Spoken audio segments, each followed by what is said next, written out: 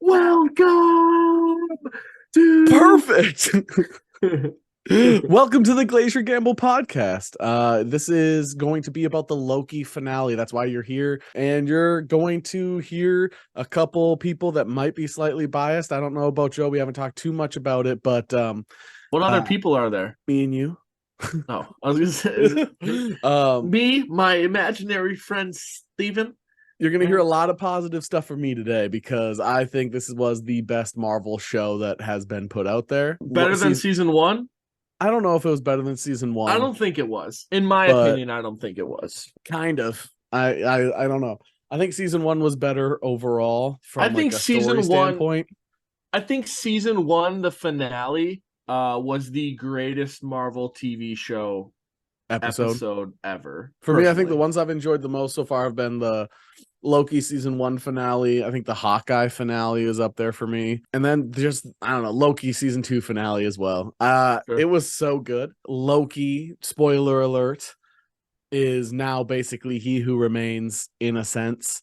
Yeah, there's a run where he's the god of stories now. The run of the comics that kind of did this thing, he's the god of stories, and I think that's he's telling these stories, I guess, through what he has in his multiversal clutch. Well, we'll jump right into a couple big questions that people are having. The first one is what's going to happen with Jonathan Majors and Kang, because Victor Timely has been, taken out of the picture. He's not getting the TVA handbook anymore in his repetitive timeline. Kang He Who Remains was taken care of. Like, he let Sylvie kill him still. Killed by Sylvie, yeah. We know that the other multiverse versions of Kang are probably going to start trying to rise up now. For now, what are they going to do with Kang?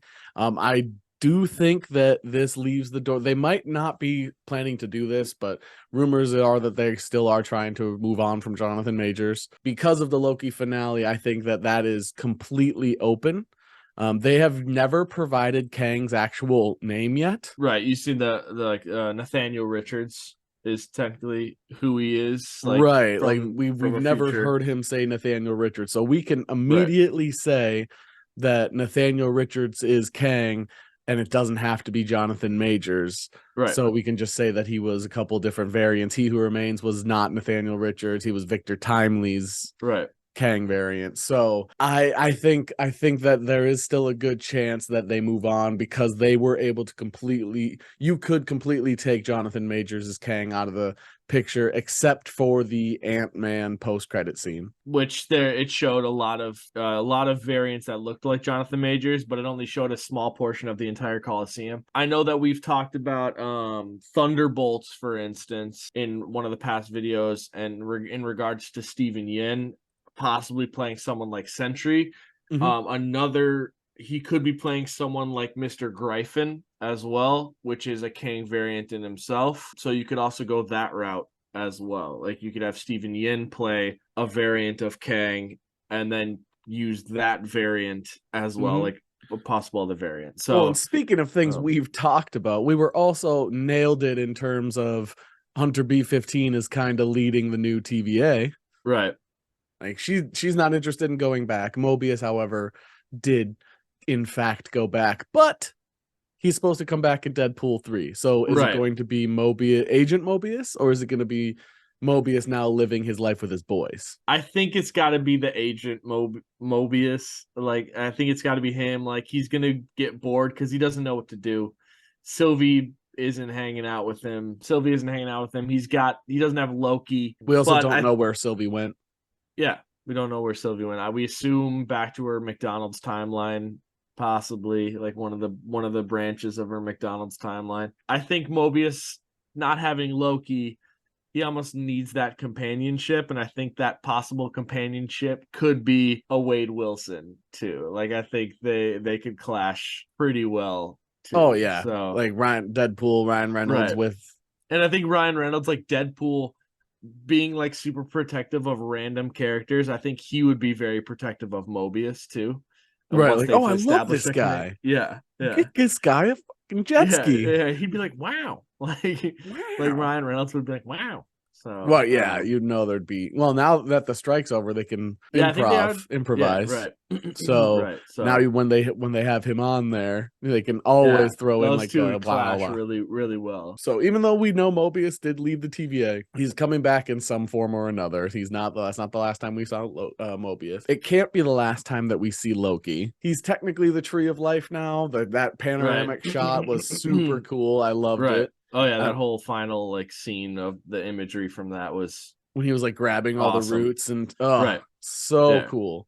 But when all the Kangs clash, you're gonna need Loki. Right. Like you can't just say, "Oh, Loki's gonna sit there keeping the tree alive for from now on and never get involved." And he can't have like, and he's slowly developing his magic too. He has control of essentially one universe, the 616 universe or whatever, the TVA that has the sacred timeline of the 616 universe, right? Like that's where he was.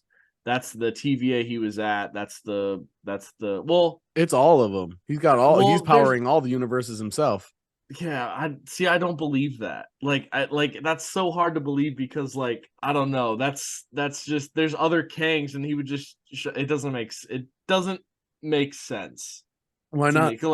Because like if he has all of those universes and all those branches and he's holding all that, then like Kang is just like done for. Like Kang is just done. Like, how does Kang come into the picture then if Loki's just like, nope, we're going to shut that one down and shut that one down. We're going to shut that one down. We don't know if he has that level of control over because the TVA is still monitoring the timeline. So it's not Loki controlling it. I mean, like how I feel like that's like so much. Yeah, it's a bittersweet ending for Loki because he has gotten a lot of bad and now he's forever alone, but he's forever alone doing a glorious purpose.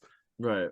And he also, like, in the last episode, centuries passed. And I think that was to also show that he's been developing his strength of his magic. Sure. And I think that as those branches expand, even though it seems intense, I do think his magic is getting he's so powerful and developed now. I mean, he could time travel. Right.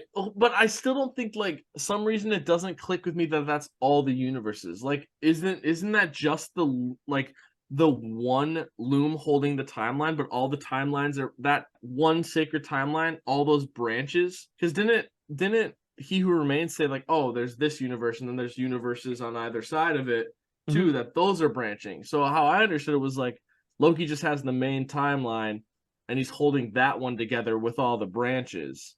And then there's still other universes that are still happening. Like I just took it as he's basically his own physical form of the loom. Like the branches on top were forms of it, and the roots were also different timelines that were expanding. But He Who Remains was just watching that one timeline. So isn't he not doing that same thing? No. I think it's very different because that was the whole reason of exploding the loom, because the loom was the one restricting the timelines. That's why it was supposed to explode anytime the timeline's overloaded, is because then it would destroy all of time. Otherwise, if the loom exploded, those two other universes wouldn't they have lived anyway? The other universes, yeah, the ones that. But they're making it seem as though existence stops, including in those universes. I never took it as. I don't remember two separate universes being part of it. Well, yeah, when Kang was when He Who Remains was explaining from season 1, he like, this is our universe, and then he's like, and then there's other universes that are like above and below or whatever. That's how he was explaining. And I took that as that he's been watching over all of those. Oh, I don't know. Yeah, I think Loki's basically he is the tree of life for all of existence. Sure. And that that's how I took it. I think it's like this huge big deal for him. Right. But he's also by himself for the rest of time. I don't know what he has to come back at some point. Yeah, I think so too. Because that's too much to just Loki's just controlling everything now. Right. Or he's not controlling anything. The narration at the end made that clear. He's not controlling anything. He's just giving everybody the chance to live with free will. Sure. Sylvie said he's just giving everyone a chance. So he is powering the timelines, and that's what he's using all his power to do. I loved it. I thought it was super good. Yeah. They definitely did do the repetitive go again, but they did it in a way that wasn't boring. Right. because I Sure. didn't want that. I said that in our last episode. I didn't want that. I don't know what's where. Like, I don't think there's going to be a season 3. People are saying, I can't believe there's not a season 3 when they're going to end that way. And it's like, no, they wrapped up Loki's arc. Like Yeah. they Right. made connections to the first Avengers. Like they made connections from Loki's original conversation with Odin that we saw. They're Right. not reconnecting it from the very beginning unless they're pointing out that this is the end. Right. So Yeah. I No, do think if Loki comes back, it's not for a long time. right. Yeah, I don't either. I think he may make some kind of mark on, like, I still feel like he has to interact with Thor at some point, whether that's in Death Place where like Heimdall met Oh Jane yeah, Foster or whatever. yeah, wherever that is. Yeah, I forgot where that was, what that's called. Yeah, maybe it's there. I don't know. Is our Loki there? Like after Thanos killed him, is our Loki there and not the 2012 Loki? That's I like, might have misunderstood, but I took it as Loki is basically the only, like Loki and Sylvie are the only living Lokis left. okay. When he pruned himself, I Well, thought that besides was those ones that are at the end of time, if there's any, yeah. I could see that. I could see that. Depending on whatever's at the end of time, also. It just seemed like they were trying to completely stop Loki's, like they're Loki's trying to stop people everywhere. from going, this is how Loki could come back. Right. I don't think we're gonna see Sylvie again. Yeah, This I don't whole either. season, she was unnecessary, which sucks Yeah. because she was so good in the first season. Right. But the person that put her into the show wasn't part of the second season, and I thought it was very obvious that they didn't know what to do with her unless they get Yeah. somebody They back got that away is from interested in using her. I don't think she's right. coming back. Yeah, I don't think so either. I don't think so either because like they got away from like showing the magic. They had Loki's magic right at the end, and they had Loki's magic when they were going to get Chad or whatever his name was. Is that right? Chad, yeah, whatever. Brad, yeah, close, the same thing, really. When they showed Loki's magic when they were going for Brad, and at that, like, they got away from that all the time. You got that from our Loki, Merman Loki, and then you got none of that from Sylvie. And I think that's what made Sylvie really cool in Yeah, she season only one used hers because when she was going after Victor. yeah. So I mean, you didn't get much of that really. I think that kind of pulled away from how cool her character was, especially with the enchanting powers that she had or developed or whatever. I think she was trying. They were trying to show that she was trying to move away from that. Like she's trying to remove that entirely from her life. I think she probably only uses it for herself now. I think she's trying to move away from using magic entirely, which is such a waste. right. Yeah, it's so cool. Like the illusion magic and stuff like that. We saw Renslayer was at the end of time, not the end of time. She was in like limbo. Yeah, she was at. Well, I mean, I think she was at the end of time, but she was at the end of time where an Alioth is still there. Right. That's what it seemed like. That's what it seemed like. She was facing down Alioth at the end. Right. Because there's a big purple light coming at her. And it was like, yeah. But instead of looking scared, she looked pissed. Yeah. So I don't know if they're trying to tell us that she's gonna die there. I think that with her facial expression, they're like, no, she's coming back. Yeah, I have no idea. I don't think Renslayer's gone. I think Renslayer will make an appearance somewhere. Sure. Just like a lot of things in Marvel, they're leaving it open on purpose because of that. I just wish they would be more definitive. Right. Like if you don't have any current plans to bring her back, then don't do that. Right. You should have plans to bring the character back before the show's over. If not, kill him off. It's okay. Right. Like if you kill her, we're not upset. We're not like, oh, I wanted her back. But now that you leave it open, if you don't bring her back, it's like, why didn't you show her dying? Sure. Yeah. Implication isn't enough. Right. I 100% agree with that. Because it's fake out deaths is what a big part of why a lot of people are upset with Marvel in general. Like they don't want the idea of somebody possibly coming back constantly because they just want to be told. Like that's a good sign of not really understanding. Right. And they leave all these loose ends and they haven't really connected on them yet. Like the loose ends haven't connected with anything yet. And so right. Some of them I get because it's only been like a year. Like a lot of them have only been like a year. And some of them I think people are expecting more than what we're actually going to get. Like some of them it's just that's what it's going to be. Like Shang-Chi at the end, it doesn't have to mean anything. Right. Shang-Chi's post-credit scene could just be his welcome to the superhero. Welcome to the Avengers. Yeah. Right. So stuff like we don't know how many loose ends they even plan on tying up. It was an incredible show. And I would rewatch it. It was good enough where I'd watch it again. so far that's been my determining factor of liking these Marvel shows. Like, would I watch Right. What If again? Nope. Would Right. I watch Captain America? Maybe a couple, or Falcon Winter Soldier, maybe like 1 or 2 episodes, but Right. definitely not the whole thing. I'd rewatch Loki, both season 1 and 2. Sure. I wouldn't even rewatch all of WandaVision. Right. Yeah, I think some of the WandaVision, like the Evan Peters episode, was really good. You know, That was I'd probably skip that first episode overall. That broke the internet a little bit with when Evan Peters showed up. Yep, and then they ruined it. Yeah. Did a great job of ruining it too. Yeah. They was a ball buster for sure. Yep.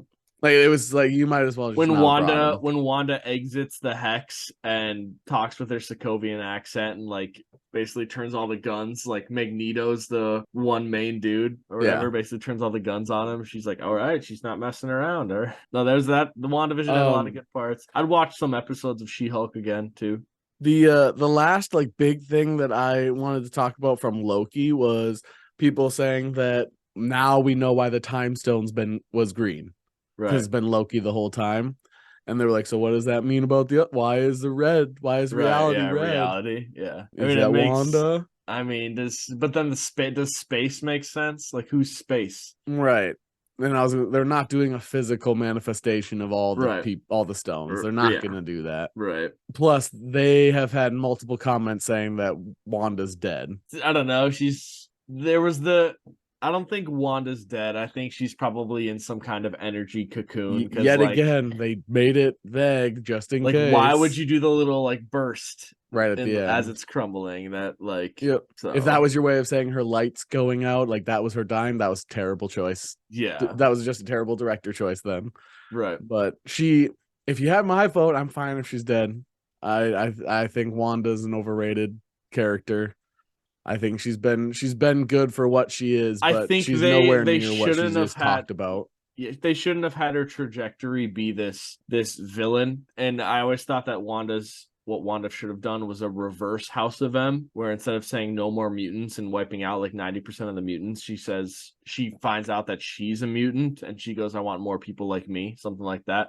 And then just all of a sudden people start changing or people start showing up or something like that. So especially with her reality warping powers, if that was how she was done, then I guess that's what I would have liked for her. But once again, one of those loose ends, like, and you may get a little bit of that with like Agatha and Coven of Chaos, Darkhold Diaries, whatever they named it now, House of Harkness, House of Darkhold Diaries Chaos. The Harkness Household Diaries of Darkness Coven of Chaos. Yep. Right. So that's maybe you explore that. Maybe right at the end of that, they go to Wundagore and they find her or something like that. I think that's what a comic book fan would do, but I don't expect Marvel to follow a lot of what fans want. They've shown that they are kind of out of touch. They're making movies as if comic book fans are their primary audience that they're targeting in terms of that's who we expect to make us money.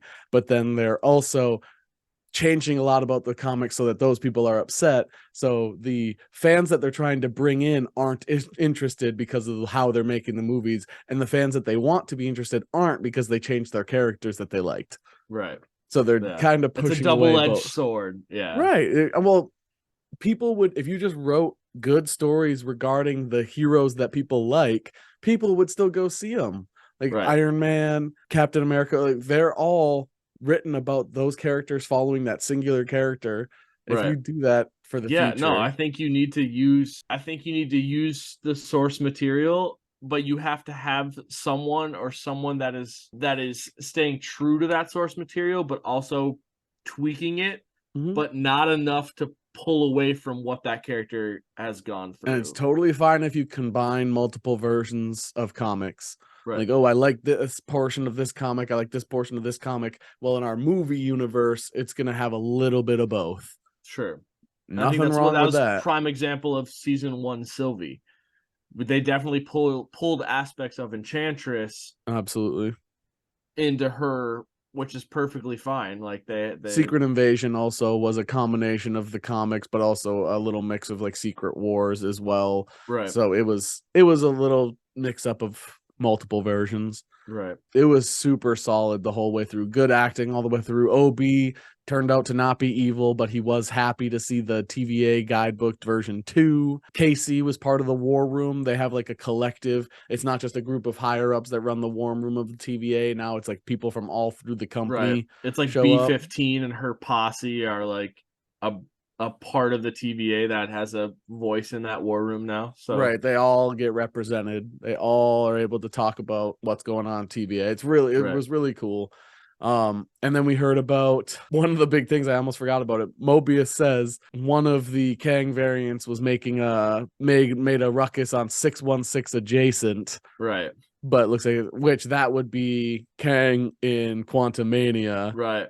That's so they reference that. Right. Right. And I think that, well, it's weird because the quantum realm, they stated like that's almost like a hub from all the universes. Like the TVA. Yeah. So like Ant-Man, that's probably where they pulled the 616 from, is like that 616, those 616 personnel dealt with a Kang. And so that's how 616 adjacent. That's so like, to me, I was like, is that trying to tell us that the people that we've been watching are not 616? Like, is Ant-Man not 616 and all that? Sure. Or are they trying to tell us it was 616 adjacent because it was in the quantum realm? Right. Yeah. Well, that's what I want to know is, or were they finally pointing out like, nope, these movies have not been 616. They're 616 adjacent. Right. And so what was the I didn't get a good look at the file that was on his desk. It was like file that Mobius requested. Or here's that file you requested. It was his. Was it his? It was his file. It was the file on Mobius. Sure. So it was his own, and that's why reading through his own made him want to go back. I don't have too much else to say except go see it. I love Tom Hiddleston and I loved Loki. Loki is one of my favorite Marvel characters, so seeing him have a complete arc that's been good the whole time. I've had to watch him die. I've had to watch him come back. I had to watch him die again. I had to watch him come back again. The only thing I missed was that we didn't get to see like a version of Loki where Fenrir is his child, and like we got to see Fenrir. Yeah, they changed Fenrir a little bit, but I'm okay with it because I don't need the Norse mythology tied in. Like Loki doesn't need the Norse mythology, just like Thor doesn't need the Norse. It can be the Marvel iteration of these characters, which they did a great job. Loki with his suit up, Loki with the powers, Loki being the tree, the connections of wanting to destroy the tree and then the tree of life and then becoming it himself. The connection of glorious purpose. He's just he said he repeated from start to Sylvie and Mobius what his dad said to him.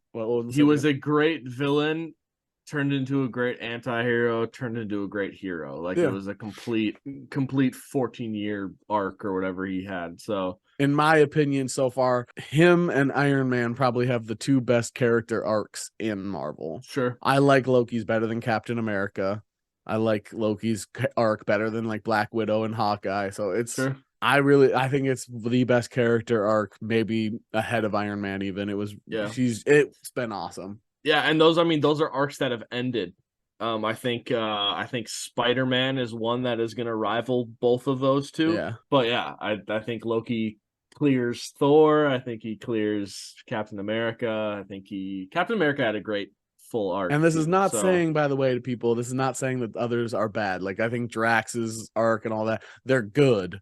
Right. They're just not to the same level. It's so good. So good. I like the small Easter eggs in regards to like Loki being DB Cooper, Frank Morris. Yeah. So I think those were cool ties that they did. I don't understand if there was like a point to making sure that there was real life connections, but it's still cool that there was some. Yeah, because they never found anything about DB Cooper, and then they never found the other guys that escaped from Alcatraz or whatever. So it's just cool tie-ins. Yeah, I thought so as well. Yeah, I'm hoping when you get the surprise of Mobius and Deadpool 3, I think that would be good for all the fans that have followed it. I'm sure some people will just see Deadpool 3 and watch it and be like, who the hell is this guy? Also, don't be surprised if it's just something disappointing in like 5 seconds. Like Cable and them, like they walk through a door and then they accidentally walk through the wrong one, and it's like Mobius on the other side, so they turn around and walk away. Right. Don't be surprised if it's something quick. Do you want some pie or something like that? Right, yeah. Don't be surprised if there's eating pie and then he turns around and they leave again. It might just be quick. Yeah, which is okay. it could be hugely TVA centric as well. So you never know. With Cable's device and Deadpool, the device he was using to change time. Yeah, Deadpool fixed Cable's device and then used it to change the timeline. So I think the TVA is going to be involved. Yeah, I don't know. It makes sense, I guess, if they are involved, and I'm excited to see just the clash of everything. Quick tangent on that. I've heard that there is a rumor going around that Deadpool dies in this one. It's not confirmed. Obviously, they're not going to give something like that away, but there was like a leak / rumor that Deadpool dies in Deadpool 3. I highly doubt that. It was something along the lines of he's basically too powerful, as well as there's too much of a direction you can go with him. So killing him is the best option. And I was like, well, we'll see. We'll keep an eye on that. I highly doubt that because the main reason is money talks. Mm-hmm. And Deadpool, you could drop a Deadpool movie and make $1 billion like that. Deadpool 3 is going to make so much. And I don't know. I highly doubt that. I would agree. Highly doubt that. I would agree. But I just wanted to throw that out there. I heard that Deadpool might die, and I was like, we'll see. But yeah, that's all we got for this episode. See you all. We're going to be doing the Marvels review because we watched that. So make sure to keep your eye out for that if it's not already out. If it is already out by the time you're watching this, make sure you click that and watch it. If you're coming from that video, thank you. And make sure you like and subscribe because we release stuff like this all the time. So yes, like, subscribe, share, follow, and you all look great today. Don't wanna sleep in, cause I got something to prove. I gotta take what I hate and finally make a move. I think of you and all the shit you don't do. Well, I'ma make hella sure that I don't become you. Have no regrets, yeah, I'm tired of my chest. I'll never forget what it's like to be in debt. Been stabbed in the back bed, I'll show you.